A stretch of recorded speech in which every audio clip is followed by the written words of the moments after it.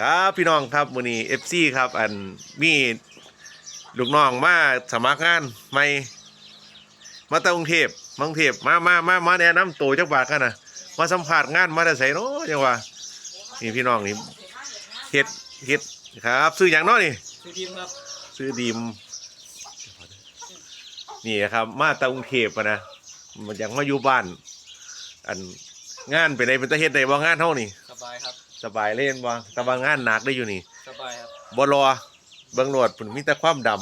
ำ มีแต่ความดำความสกปรกแต่ว่ากันสิพอได้เฮ็ดอยู่ดอกอยู่บ้านเฮาไปกรุงเทพไปเฮ็ดงานหยังมากก็ดิบไป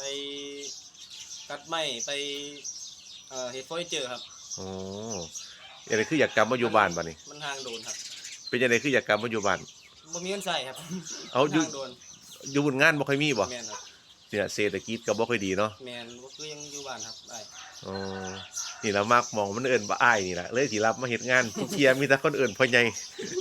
นี่ล่ะมักมองนี่ล่ะเนี่ยสิเอิ้นอ้ายเอาลองเบิ่งนั่นล่ะมื้อนี้ก็มา 8:00 นนี่มาสมัครแต่เช้ารับแต่เช้าเลยเด้นี่ก็เลยพอได้มาเฮ็ดงานนี่พอได้มาซอยงานช่วงนี้ก็งานเร่งนะพี่น้องแล้วก็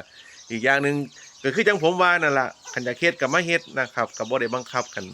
คันอยากได้เงินก็เฮ็ดเอาคันบ่อยากได้เงินก็บ่เป็นหยังก็แล้วแต่ละคนเนาะแต่ว่าจะลืมว่าซุมื้อก็ใช้แต่เงินแม่นซื้อนั่นซื้อนี่อีกหลายอย่างเอาหมดละไปอาบน้ำเดี๋ยวมาเจอกัน2 โมงเฮาน้ำมันอาบ